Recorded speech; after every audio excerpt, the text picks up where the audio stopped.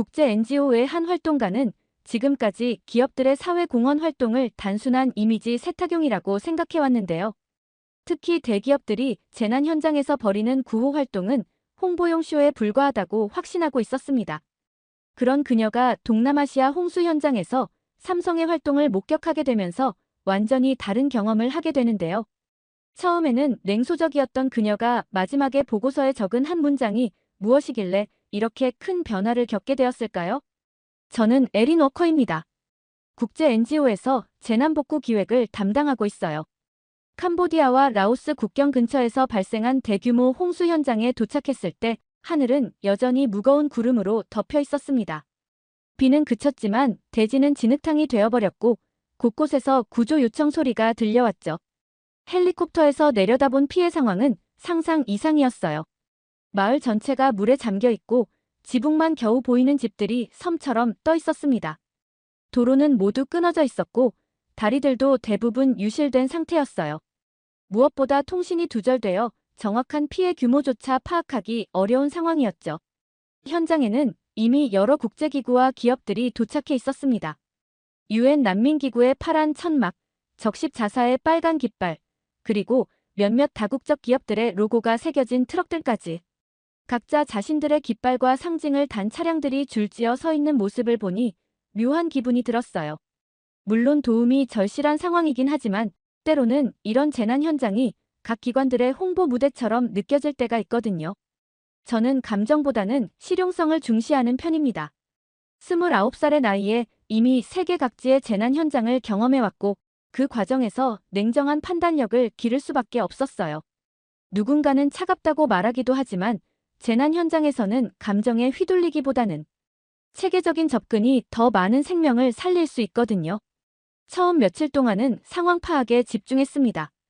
피해 규모를 조사하고 구조가 시급한 지역을 식별하며 각국 정부와 협력 체계를 구축하는 일들이요. 임시지휘소에서 각종 보고서를 검토하고 위성 이미지를 분석하면서 최적의 구조 경로를 찾아내는 작업들을 반복했어요. 밤늦도록 이어지는 회의와 조율 업무 속에서도 저는 나름의 보람을 느끼고 있었죠. 그런데 사흘째 되는 날 아침, 태국 재난안전청의 차관이 현장을 시찰하러 왔습니다. 키가 크고 권위적인 분위기를 풍기는 분이었어요. 정장 차림에 선글라스를 낀 채 검은색 공용차에서 내리는 모습만 봐도 고위 공직자라는 게 느껴졌습니다. 수행원들과 함께 각 기관의 활동 현황을 점검하기 시작했죠. 차관은 국제 구호 활동에 대해서는 상당히 회의적인 시각을 가지고 계셨어요. 각 기관 담당자들과 면담을 진행하면서 날카로운 질문들을 쏟아냈습니다. 정말로 주민들을 위한 건가요? 아니면 자신들의 이미지를 위한 건가요? 이런 직설적인 질문에 몇몇 기관 담당자들이 당황하는 모습을 봤어요. 사실 완전히 틀린 말은 아니었거든요. 일부 기업들은 실제로 구호 활동을 홍보 수단으로 활용하는 경우가 있으니까요. 재난 현장에서 자사 로고가 선명하게 보이는 구호 물품을 배급하거나 언론 취재진 앞에서 과시성 행사를 벌이는 모습들을 종종 목격했어요. 저 역시 이런 현실을 너무 잘 알고 있었기에 차관의 지적에 완전히 반박할 수는 없었습니다. 바로 그때였습니다. 흰색과 파란색 로고가 선명하게 새겨진 대형 트럭 여러 대가 현장에 도착했어요. 삼성이라는 글자가 한글과 영문으로 함께 적혀 있었죠. 트럭에서 내린 사람들은 체계적으로 움직이기 시작했는데 뭔가 다른 기관들과는 다른 느낌이었습니다. 태국 차관이 그 모습을 보더니 코웃음을 쳤어요. 또 로고 붙인 홍보쇼지. 수행원들에게 속삭이는 소리가 들렸습니다. 대기업들은 항상 이런 식이야. 사진 몇 장 찍고 언론에 보도자료 하나 내면 끝이지. 차관의 냉소적인 표정을 보니 저도 모르게 고개가 끄덕여졌어요. 사실 저도 비슷한 생각을 하고 있었거든요. 삼성이라는 브랜드는 물론 잘 알고 있었습니다. 좋은 제품들을 만드는 회사죠. 스마트폰도 사용하고 있고 반도체 기술도 세계 최고 수준이라고 들었어요. 하지만 사회공헌 활동이라는 건 대부분 기업 이미지 개선을 위한 마케팅의 연장선상에 있다고 생각했습니다. 그런 선입견을 가지고 삼성팀의 움직임을 지켜봤어요. 처음에는 정말 예상대로였습니다. 구호 물품을 나눠주는 모습을 사진으로 찍고 현지 주민들과 함께 있는 장면들을 기록하더라고요. 역시 홍보용이구나 하는 생각이 들었죠. 하지만 시간이 지나면서 뭔가 이상한 점을 발견하기 시작했어요. 다른 기관들이 구호 물품 배급에 집중할 때 삼성팀은 전혀 다른 일을 하고 있었거든요.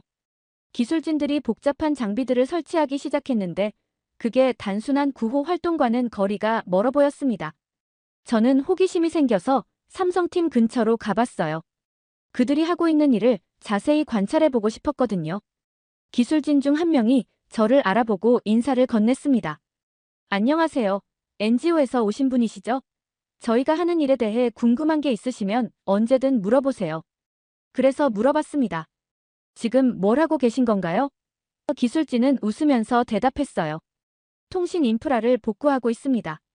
홍수로 인해 이 지역 전체의 통신망이 마비되어서 구조 작업에 큰 어려움이 있잖아요. 위성 통신 장비를 설치해서 긴급 통신망을 구축하는 중이에요. 그 순간 저는 약간 당황스러웠어요. 이건 제가 예상했던 일반적인 구호 활동과는 완전히 다른 차원의 일이었거든요. 단순히 구호 물품을 나눠주는 게 아니라 재난 대응의 핵심 인프라를 구축하고 있었던 거예요. 그리고 이런 일은 아무나 할 수 있는 게 아니었습니다. 고도의 기술력과 전문성이 필요한 작업이었죠. 제 마음속에서 삼성에 대한 인식이 서서히 바뀌기 시작했어요. 처음에 느꼈던 냉소적인 감정이 조금씩 사라지고 대신 궁금증이 생겨났습니다. 정말 이들이 하는 일이 단순한 홍보 활동일까? 아니면 실제로 의미 있는 도움을 주려는 진정성 있는 노력일까? 다음 날 아침, 삼성팀이 처음으로 한 일은 저를 완전히 놀라게 했습니다. 홍수로 고립된 마을들과의 통신을 복구하는 것이었어요. 밤새도록 작업을 계속해서 위성 통신망을 구축했고 새벽이 되자 드디어 고립 지역과 연결이 성공했습니다. 통신이 복구되자마자 들려온 것은 절망적인 소식들이었어요. 산간 지역의 한 마을에서는 임산부가 진통을 시작했는데 병원으로 이송할 수 없는 상황이었고 다른 지역에서는 당뇨 환자들이 인슐린 부족으로 위험한 상태에 있다는 연락이 왔죠. 이런 정보들이 실시간으로 들어오면서 구조 작업의 우선순위를 정할 수 있게 되었습니다. 하지만 통신망 복구만으로는 충분하지 않았어요. 전력 공급이 중단되어 있었거든요. 병원들의 의료 장비는 물론이고 백신이나 의약품을 보관하는 냉장 시설도 모두 작동이 중단된 상태였습니다. 이대로 두면 귀중한 의료 물자들이 모두 폐기될 위기에 처해 있었죠. 삼성팀은 이 문제도 예상하고 있었던 것 같았어요. 트럭에서 대용량 발전기와 냉장 장비들을 내리기 시작했습니다. 그냥 일반적인 발전기가 아니라 의료용으로 특별히 설계된 안정적인 전력 공급 시스템이었어요. 전압 변동이나 순간 정전 같은 상황에서도 의료 장비가 안전하게 작동할 수 있도록 만들어진 거였죠. 가장 인상적이었던 건 냉장 보관 시설이었습니다. 백신들은 특정 온도를 유지해야 하는데 조금이라도 온도가 올라가면 모두 폐기해야 해요. 삼성팀이 가져온 냉장 장비는 정전 상황에서도 온도를 일정하게 유지할 수 있는 시스템이었습니다. 덕분에 수천 명분의 백신을 구할 수 있었어요. 저는 이 모든 과정을 지켜보면서 점점 더 놀라게 되었습니다. 이건 단순히 물품을 기부하는 차원이 아니었어요. 재난 현장에서 정말 필요한 것이 무엇인지를 정확히 파악하고 그에 맞는 기술적 해결책을 제시하고 있었거든요. 그리고 이런 일들은 미리 준비되고 계획된 것이 분명했습니다. 삼성사회공헌 글로벌 총괄 이사라는 분을 만날 기회가 있었어요. 생각보다 젊고 활동적인 분이었는데 현장에서 직접 작업복을 입고 일하고 계셨습니다. 저는 궁금해서 물어봤어요. 어떻게 이런 준비를 다 하셨나요? 마치 이런 상황을 미리 알고 계셨던 것 같은데요. 이사님은 잠시 작업을 멈추고 저를 바라봤습니다. 현장은 숫자가 아니라 숨결로 움직입니다. 그분의 말씀이었어요. 재난이 발생하면 사람들에게 정말 필요한 게 뭔지, 어떤 기술이 생명을 살릴 수 있는지를 생각해야 해요. 그래서 저희는 평소에 이런 상황들을 시뮬레이션하고 필요한 장비들을 미리 준비해둡니다. 그 말을 듣고 저는 깨달았어요. 이들이 하는 일은 정말 체계적이고 전문적이었다는 걸요. 단순히 돈을 기부하거나 구호 물품을 나눠주는 것과는 완전히 다른 차원의 사회공헌 활동이었습니다. 기술력을 바탕으로 실질적인 도움을 제공하고 있었던 거죠. 이틀째 되는 날, 삼성팀이 본격적으로 의료소 구축에 나섰습니다. 기존에 있던 지역 병원은 홍수로 침수되어 사용할 수 없는 상태였고 가장 가까운 대형 병원까지는 6시간 이상 걸리는 거리였어요. 그 사이에 응급 상황이 발생하면 손쓸 도리가 없었죠. 삼성팀이 설치한 것은 제가 지금까지 본 것 중 가장 인상적인 모바일 의료 시설이었습니다. 트럭 여러 대를 연결해서 만든 임시 병원이었는데 단순한 응급처치 시설이 아니라 실제 수술까지 가능한 수준이었어요. 엑스레이 장비, 초음파 기기, 심지어 간단한 수술용 장비까지 모두 구비되어 있었습니다. 가장 놀라웠던 건 이 모든 장비들이 모바일 상황에 맞게 특별히 설계되었다는 점이었어요. 일반적인 병원 장비를 그냥 옮겨온 게 아니라 운송과 설치가 용이하면서도 성능은 떨어지지 않는 특수 제작 장비들이었습니다. 전력 공급이 불안정한 상황에서도 안정적으로 작동할 수 있도록 만들어져 있었고요. 의료진이 도착하기 전까지 이 시설을 운영할 사람들도 함께 왔어요. 삼성에서 파견된 의료진들이었는데 이들 역시 재난 현장에서의 의료 서비스 경험이 풍부한 전문가들이었습니다. 국제 의료진이 도착할 때까지 응급 상황에 대응할 수 있도록 준비되어 있었던 거죠. 반면 태국 정부 측에서 온 의료팀은 상황이 달랐어요. 장비 부족으로 인해 제대로 된 진료를 할 수 없었고 결국 더 나은 시설이 있는 곳으로 이전하기로 결정했습니다. 차관도 이 상황을 지켜보고 있었는데 표정이 점점 복잡해지는 게 보였어요. 저는 이 모바일 의료소에서 실제로 환자들이 치료받는 모습을 지켜봤습니다. 홍수로 부상을 입은 주민들, 만성질환 약이 떨어진 노인들, 그리고 감염 우려가 있는 어린이들까지. 하루에도 수십 명의 환자들이 이곳을 찾아왔어요. 특히 인상 깊었던 건 한 할머니의 경우였습니다. 당뇨병을 앓고 계신 분이었는데 홍수로 인해 인슐린을 구할 수 없어서 위험한 상태에 있었어요. 삼성 의료팀은 즉시 혈당 검사를 하고 적절한 치료를 시작했습니다. 며칠 후 그 할머니가 건강을 회복하고 웃으면서 감사 인사를 하는 모습을 보니 가슴이 뭉클했어요. 이런 장면들을 보면서 저는 생각을 바꾸기 시작했습니다. 처음에는 삼성이라는 브랜드 홍보를 위한 활동이라고 생각했는데 실제로는 전혀 달랐어요. 이들이 하는 일은 정말로 사람들의 생명을 구하는 일이었고 그 과정에서 첨단 기술이 얼마나 중요한 역할을 할 수 있는지를 보여주고 있었습니다. 저는 혼자 중얼거렸어요. 이건 기업 자랑이 아니라 매뉴얼 자체가 생명이야. 정말 그랬어요. 삼성이 가진 기술력과 시스템이 재난 현장에서 직접적으로 생명을 구하는 도구가 되고 있었거든요. 며칠이 지나면서 현장 분위기가 완전히 달라졌습니다. 처음에는 각 기관들이 따로따로 활동하던 상황이었는데 삼성의 통신망과 전력시설을 중심으로 모든 구조 활동이 체계적으로 연결되기 시작했어요. 정보 공유가 원활해지고 의료 서비스도 안정적으로 제공되면서 전체적인 효율성이 크게 향상되었죠. 그런데 바로 그때 태국 차관에게 급한 연락이 왔습니다. 차관의 표정이 순식간에 창백해지는 걸 봤어요. 전화를 받고 나서는 완전히 다른 사람이 된 것 같았습니다. 수행원들과 급하게 무언가를 논의하더니 곧바로 현장을 떠나려 했어요. 저는 궁금해서 가까이 가보았습니다. 차관의 딸이 실종되었다는 소식을 들었어요. 방콕에서 친구들과 여행을 떠났는데 홍수 피해 지역을 지나던 중 연락이 끊어졌다는 거였죠. 마지막 위치가 저희가 있는 곳에서 북쪽으로 약 30km 떨어진 산간 지역이었어요. 차관은 즉시 수색팀을 조직하려 했지만 문제가 많았습니다. 해당 지역은 통신이 완전히 두절된 상태였고 도로도 끊어져 접근이 어려웠어요. 게다가 날씨도 악화되고 있어서 헬리콥터를 띄우기도 위험한 상황이었습니다. 그때 삼성팀에서 먼저 도움을 제안했어요. 위성통신 장비를 이용해서 수색 지역과 연결을 시도해보겠다고 했죠. 차관은 처음에는 거절하려 했습니다. 며칠 전까지만 해도 삼성의 활동을 홍보쇼라고 비난했던 분이잖아요. 하지만 딸의 생명이 걸린 상황에서는 자존심을 부릴 여유가 없었어요. 삼성 기술진들이 즉시 작업에 들어갔습니다. 휴대용 위성 통신 장비를 헬리콥터에 싣고 수색 지역 상공에서 통신망을 구축하기 시작했어요. 몇 시간의 작업 끝에 드디어 해당 지역과 연결에 성공했습니다. 첫 번째 연락에서는 별다른 소식이 없었어요. 하지만 포기하지 않고 계속 시도한 결과 산간 마을의 한 주민과 연결되었습니다.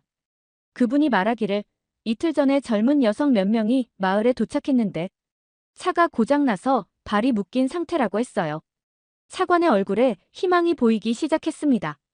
삼성팀은 즉시 구조팀을 조직했고 GPS를 이용해 정확한 위치를 파악했어요. 차관도 함께 구조 작업에 참여하겠다고 했지만 안전상의 이유로 기지에서 대기하게 되었죠. 구조팀이 출발하기 전 차관에게 워키토키가 전달되었어요.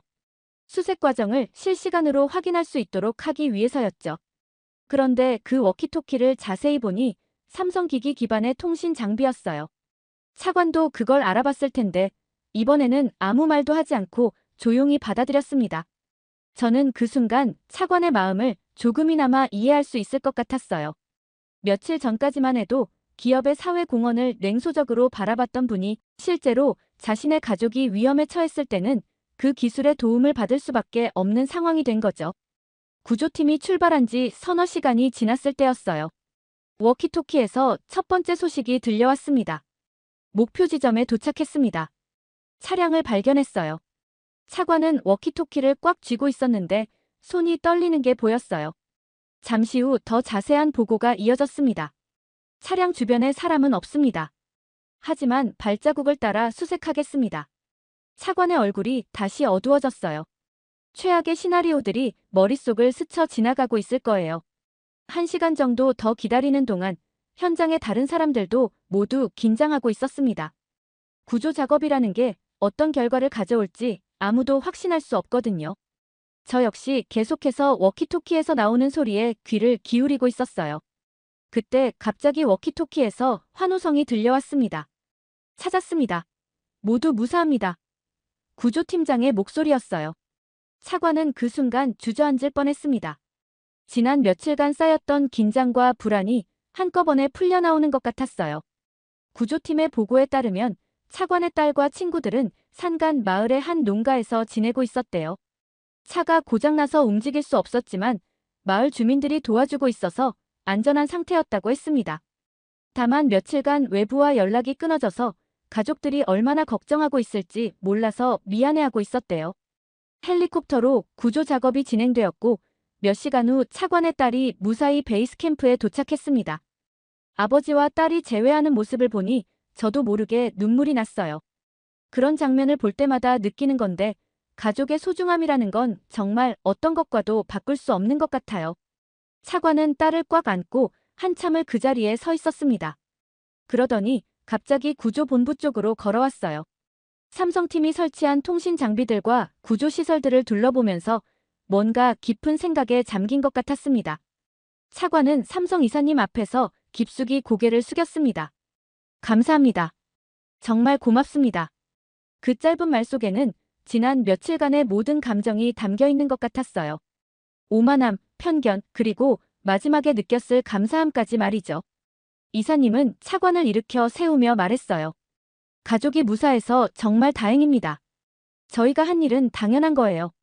그런데 차관은 고개를 저었습니다. 아니에요. 제가 며칠 전까지만 해도 당신들을 오해하고 있었어요. 홍보용 활동이라고 생각했죠. 하지만 제 딸을 구해준 이 모든 시스템이 이게 진짜 사회 공헌이었군요. 그 모습을 지켜보면서 저는 많은 생각이 들었어요. 사람의 마음이라는 게 정말 묘한 것 같았습니다. 며칠 전까지만 해도 냉소적이었던 차관이 실제로 도움을 받은 후에는 완전히 달라진 모습을 보이고 있었거든요. 그리고 그 변화가 전혀 어색하지 않았어요. 차관의 딸도 구조 과정에서 삼성팀의 도움을 받았다는 걸 알고 나서는 직접 감사 인사를 하러 왔어요. 정말 고맙습니다.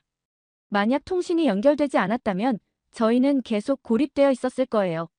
20대 초반으로 보이는 젊은 여성이었는데 진심 어린 감사의 마음이 표정에서 그대로 드러났어요. 저는 이 모든 상황을 지켜보면서 깨달은 게 있었어요. 기술이라는 건 결국 사람을 위해 존재하는 거라는 점이었습니다. 아무리 좋은 기술이라도 실제로 사람들에게 도움이 되지 않으면 의미가 없죠. 반대로 삼성처럼 기술을 제대로 활용해서 실질적인 도움을 주면 그게 진정한 사회 공헌이 되는 거고요. 차관은 베이스 캠프를 떠나기 전에 저에게 말했어요. 에린 씨, 제가 며칠 전에 한 말들을 기억하시죠? 대기업의 사회 공헌을 의심했던 그 말들 말이에요. 저는 고개를 끄덕였습니다. 네, 기억해요. 차관은 쓴웃음을 지으며 말했어요. 제가 완전히 틀렸어요. 삼성이 한 일을 보니까 진정한 사회공헌이 뭔지 알 것 같아요. 그리고는 이렇게 덧붙였어요. 기업이 돈만 벌면 된다고 생각했는데 실제로는 기술과 자원을 사회를 위해 어떻게 쓰느냐가 더 중요하다는 걸 깨달았습니다. 삼성이 여기서 보여준 건 단순한 기부나 홍보가 아니라 진짜 문제 해결이었어요. 차관이 떠난 후 현장에는 또 다른 변화가 있었습니다. 다른 구호기관들과 정부 부처들이 삼성의 시스템을 벤치마킹하려고 했어요. 특히 통신망 구축과 의료시설 운영 방식에 대해서는 많은 관심을 보였습니다. 유엔 난민기구 담당자도 저에게 말했어요. 삼성이 구축한 시스템을 보니까 앞으로 재난 대응 방식을 완전히 바꿔야 할 것 같아요. 단순히 구호 물품만 나눠주는 게 아니라 기술적인 인프라부터 체계적으로 접근해야겠어요. 저 역시 그 말에 깊이 공감했습니다.